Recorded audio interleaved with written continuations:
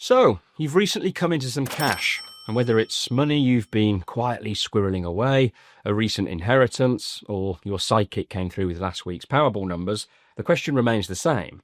Where should you put it?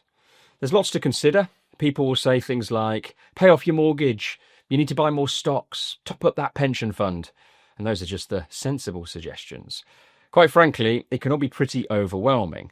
Most of my clients at some point or another come to me looking for the right answer, but it's rarely that simple. So I want you to think about your investments like a strong man or a strong woman. What am I on about? Well, in order to become the ultimate strong person, you need to train multiple body parts in order to win multiple events. You can't just win one and call it a day. And as you can see, I'm clearly well qualified to discuss what it takes to win a strongman competition. The same can be said of our investment decisions. There are so many elements that can make an investment good or bad. So in this video, I'm going to show you the 5 key things you need to consider before making your choice, compare your investment options across these 5 areas, and at the end of the video, reveal another investment strategy that you should maybe add into the mix. Let's start with everyone's least favourite event, taxation. Let's start with topping up your pension. Now, as many of you will know, there are a number of tax benefits if you pay into a defined contribution pension scheme. You can get tax relief on your contributions on the way in, use your pension contributions to reduce your taxable income whilst working, withdraw 25% of your pension tax-free when you turn 55, soon to be 57, and if you're a limited company business owner, pension contributions can be an allowable business expense also, a highly tax-efficient way of moving money from the business into your personal name, saving corporation tax along the way. When it comes to tax relief, not only can you claim basic rate tax relief on your contributions, they are particularly tax efficient if you're a higher or additional rate taxpayer, as you can claim an extra 20% or 25% tax relief by submitting a self-assessment tax return. Also, if you're not eligible for child benefit or free childcare due to your income, increasing your pension contributions could help to reduce your salary below the qualifying thresholds. As if that's not enough, any growth you get on your investments inside the pension isn't taxed either. No income tax, no tax on dividends or interest earned. When the time comes to start thinking about taking benefits, you will pay income tax on withdrawals in excess of your 25% tax-free amount. But for most people, it's very likely they are going to be a lower rate taxpayer in retirement than they are throughout their working life. So this often works out pretty favourably too. So how does this all work in practice? Well, let's imagine we have 2 clients. One who can invest £500 each month and another who has a lump sum of £40,000 to invest. They are 40 years old and are currently higher rate taxpayers. Client 1, investing £500 a month, will immediately receive £125 tax relief on the contribution, making £625 invested. And they can claim a further £125 via self-assessment off their overall tax bill. So to get £625 invested, it only costs them £375. That's an immediate return of 250 quid, or in other words, 66%. And that's before it's even invested. There really is no investment quite like it. You've then got all the compound growth over the years, not just on your contribution, but on the tax relief element too. And remember, you'll pay no tax at all on 25% of the pot when you withdraw. And we haven't even mentioned employer contributions here, which is more free money for you to boost the pot further. This works for the lump sum client too, investing £40,000 in a pension, assuming they have the annual allowance to do so, a topic for another video. They attract basic rate tax relief of £10,000, which immediately means £50,000 gets invested, and then they can claim a further £10,000 off their tax bill, meaning to get £50,000 invested, it's cost them £30,000. There's that 66% return again. Seriously powerful stuff. One more thing worth noting on the topic of taxation is that currently pensions aren't included in your estate for inheritance tax purposes either. But this is soon to change and they will fall inside your estate and be accessible to inheritance tax from April 2027 onwards. Right, on to the stocks and shares ISA. These too come with several tax benefits. You can invest up to £20,000 a year in your stocks and shares ISA without paying capital gains tax or income tax on any of your profits. But unlike pensions, you won't get any tax relief on the way in, so your ISA contributions won't quite be as powerful as the same amount put into your pension initially. But They will benefit from tax-free growth on your investments whilst they are inside your ISA, similarly to the pension. The other notable difference is when you come to take money out, you can withdraw your money from your stocks and shares ISA completely tax-free regardless of the amounts, whenever you like. Finally, when it comes to inheritance tax, these are inside your estate and so are assessable for inheritance tax already. Finally, what about paying off your mortgage, or a chunk of it at least? Or maybe for those of you with a regular spare amount of money rather than a lump sum, you might consider making regular overpayments instead to chip away at it quicker. Well, there are no real tax advantages to paying off your mortgage earlier. It's a simple transaction of moving cash out of the bank to pay down your debt. There are no tax breaks here. Although I might mention, any gains in the rise of the value of your main residence aren't subject to capital gains tax, so that's something at least. So, after taking a look at the tax efficiency, pensions are the strongest. I'm going to score them a 9 out of 10. I'd have given them a 10, but we have to acknowledge that there is potentially income tax on some of the withdrawals, and they are soon to be included in your estate for inheritance tax, so I can't quite give them full marks. Stocks and shares ISAs are a close second. We're going to score them a 7 out of 10, with chucking it at the mortgage trailing behind in third place, which I'm afraid scores no points in the tax category. Oh, okay, we'll give it 1 point. And by the way, if you want a better idea of how these different investments should fit into your overall investment strategy, be sure to check out our free retirement checklist in the description. It's the exact tool I use to map out my client's path to a stress-free retirement. Right, time to stretch out those glutes, because it's time to move on to event 2. Every so often I'll meet someone who says they don't want to take any risk with their money. They'd rather leave it in a savings account earning a small but steady return than gamble it on the stock market. But here's the thing. We take risks with our money no matter what we do with it. Even cash isn't completely risk-free as inflation erodes its value over time. When people talk about risk, what they're actually talking about more often than not is volatility. Actually, let's go back and rename event 2. Volatility is simply the degree to which the value of something goes up and down. An investment that is highly volatile will go up and down a lot, by larger amounts and more frequently than a less volatile investment that won't deviate as much from its starting point. Now, risk, or volatility, goes hand in hand with return. You cannot expect to achieve a higher return without having a higher amount of volatility, I'm afraid. We're all looking for the holy grail of highest return, lowest volatility, but it doesn't really exist. So we need to agree how we're going to score this category. We're going to award a higher score for higher predictability, or in other words, lower volatility. However, we have to understand the potential flaw in this. Lower volatility or more safe and steady returns could actually hinder overall long-term growth, so it's not a perfect scoring system, I'll admit. Now, we're going to look at pensions and ISAs together here because they're a bit like Cornish pasties. It's all about what you put inside them that counts. Fill it with cash and government bonds and it'll be safe and steady. Pack it full of high-growth tech stocks and, well, enjoy the ride. So when we talk about volatility, we're really talking about what's inside the pension or ISA, not the product itself. And that's really up to you. If you're enrolled in your workplace pension and paying into your provider's default fund, your portfolio will probably be in a middle-of-the-road investment in terms of volatility. If you're 20 or 30 years or more away from retirement, taking on more volatility might not be such a bad thing in an attempt to achieve a higher return, given your objective is a long way away. Given data would suggest such a high percentage of people are sat in their default workplace pension funds and are in a fairly middle-of-the-road investment, I'm going to score both of these a 5 out of 10 for volatility. But it really does depend on what's in them, and as I say, that's up to you. Now, this is a low-risk option in terms of volatility. You know the exact return you're going to get, and that's the amount of interest you'll be saving by lowering the overall debt.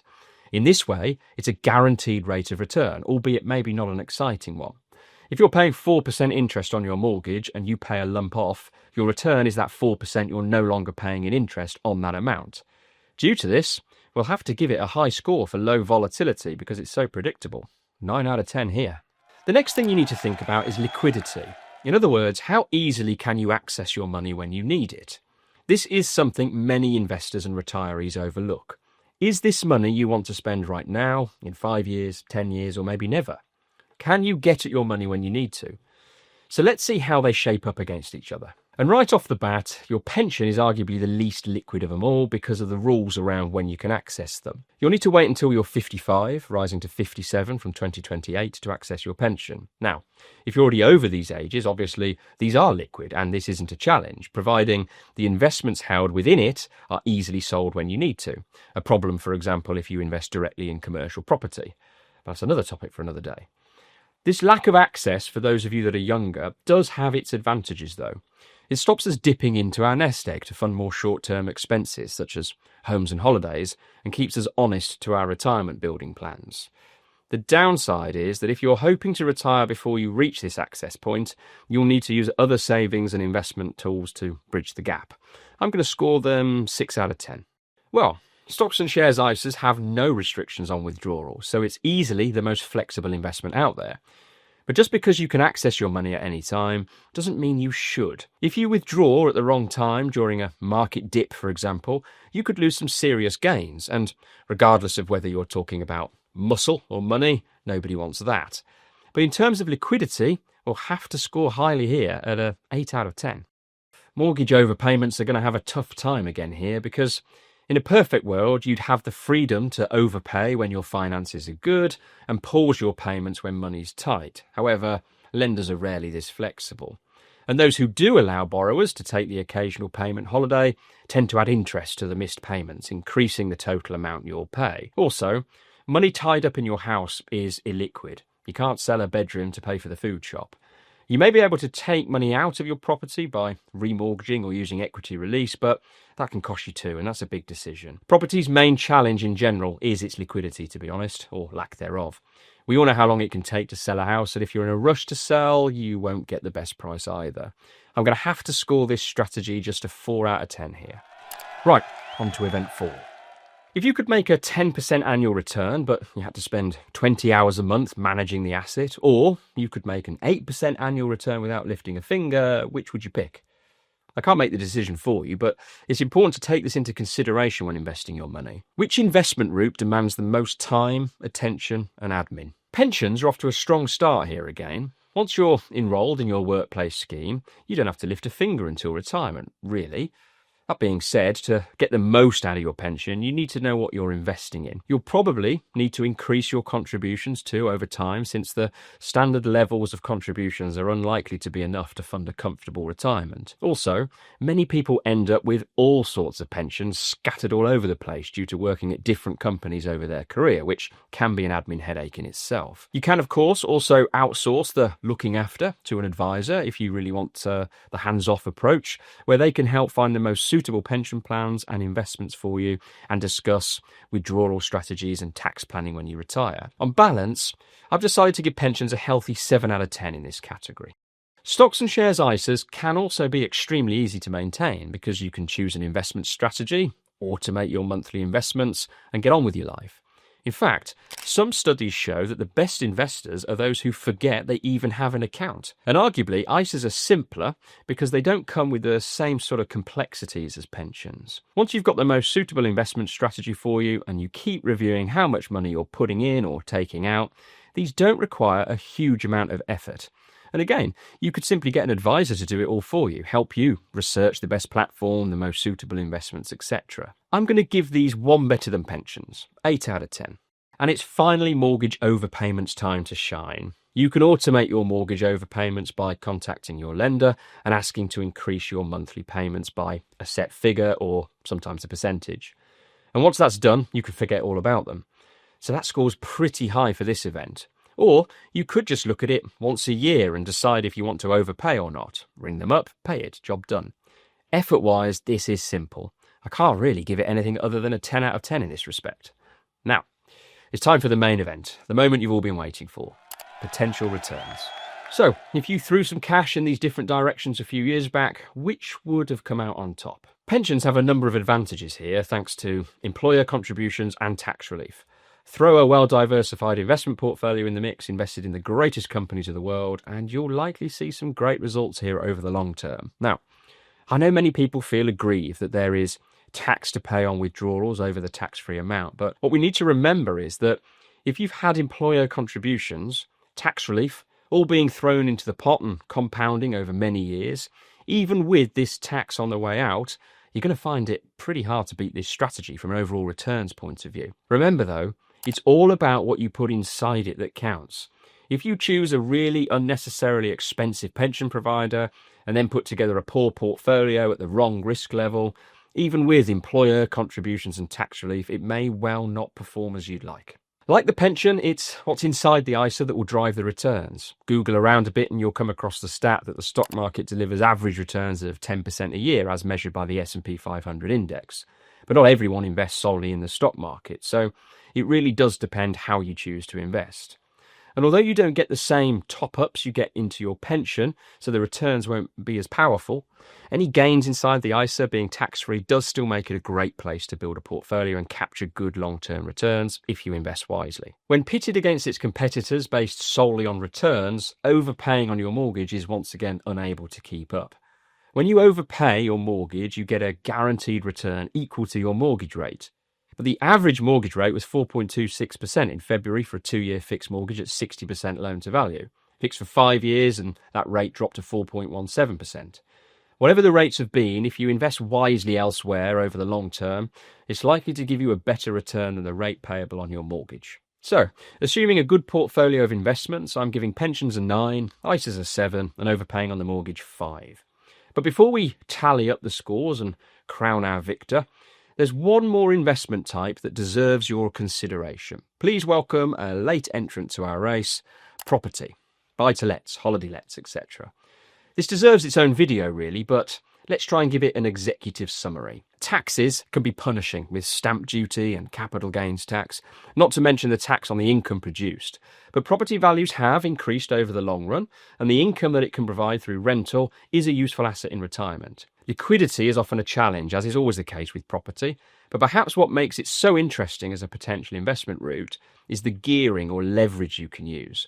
That's to say, the fact that you can borrow money to buy a property means you are in effect using other people's money to grow your wealth, if things go well.